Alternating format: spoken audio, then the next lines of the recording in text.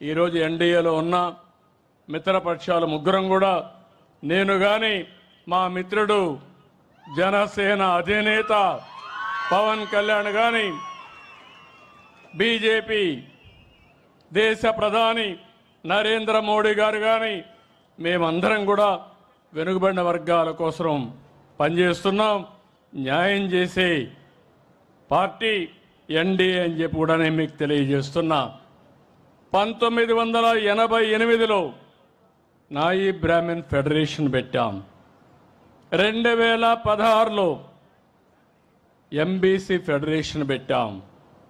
ఈరోజు దగ్గర 140 వర్గాలు ఉన్నారు, 140 కులాలు ఉన్నాయి. వీళ్ళందరి కోసం 50-55 కార్పొరేషన్లు పెట్టిన పార్టీ తెలుగుదేశం పార్టీ అని చెప్పి కూడా నేను మీకు తెలియజేస్తున్నాను. ఇలాంటి కార్యక్రమాలు చేసి మీరు ఎక్కడన్నా సమావేశాలు కావాలంటే దానికి కూడా మీ అందరి కోసం జిల్లాల వారీగా బీసీ భవన్లకు శ్రీకారం చుట్టాం. ప్రత్యేక ప్రణాళిక కూడా తీసుకొచ్చిన పార్టీ తెలుగుదేశం పార్టీ అని చెప్పి కూడా నేను మీకు తెలియజేస్తున్నా. ఇంకో పక్కన మీరు చూస్తే మొట్టమొదటిసారిగా 2000 ఎన్టీ రామారావు గారు ఉన్నప్పుడు వెనుకబడిన వర్గాలకు రెసిడెన్షియల్ స్కూల్స్ తీసుకొచ్చారు. ఇంకో పక్కన 2019లో నేను ముఖ్యమంత్రి అయిన తర్వాత 65 రెసిడెన్షియల్ పాఠశాలలు ఏర్పాటు చేశాం.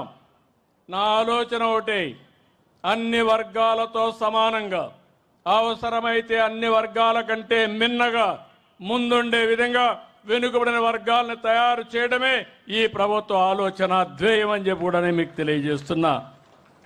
108 బీసీ రెసిడెన్షియల్ స్కూల్స్ ఉంటే 75 దాకా తెలుగుదేశం పార్టీ హయాంలో వచ్చాయి. మత్స్యకారు కుటుంబాలకి దగ్గర ఒక 9 రెసిడెన్షియల్ స్కూల్స్ పెట్టాం. కొన్ని స్కూల్స్ ఉంటే ఇవన్నీ కూడా జూనియర్ కాలేజీలుగా చేసి ముందుకు పోయే పరిస్థితి తీసుకొచ్చాం. వెనుకబడిన వర్గాల పిల్లల్లో మాణిక్యాలు ఉన్నారు. సరైన చేయూతిస్తే బ్రహ్మాండంగా రాణించే అవకాశాలు ఉంటాయి.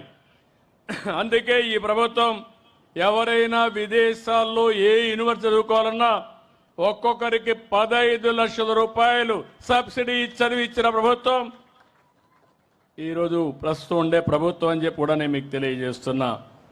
సివిల్స్ కానీ రాష్ట్ర స్థాయిలో ఉండే గ్రూప్ 1కి కానీ ట్రైనింగ్ ఇవ్వడానికి కూడా ప్రత్యేకమైన శ్రద్ధ పెట్టాం.